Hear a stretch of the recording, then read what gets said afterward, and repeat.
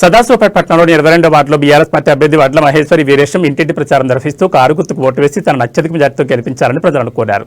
ఈ సందర్భంగా అభ్యర్థి వడ్ల మహేశ్వరి వీరేశం మాట్లాడుతూ ఈ నెల 11 జరగబోయే మున్సిపల్ ఎన్నికల్లో వార్డు ప్రజలు తనను ఆదరించి గెలిపిస్తే వార్డులో నెలకొన్న సమస్యలు పరిష్కరిస్తానన్నారు.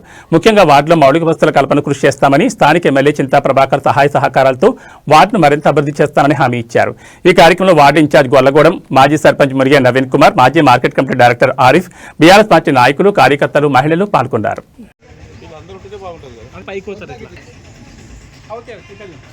జై తెలంగాణ, కారు గుర్తుకే, కారు గుర్తుకే, కారు గుర్తుకే, కేసీఆర్ గారి నాయకత్వం, కారు గుర్తుకే, జై తెలంగాణ.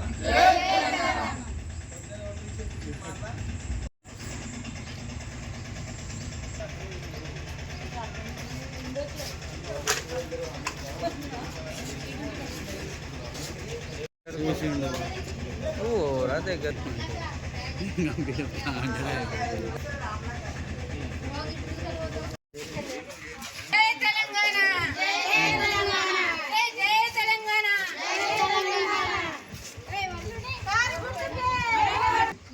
మన వైర్లు అవే ఉన్నాయి కానీ కరెంటు లేదు.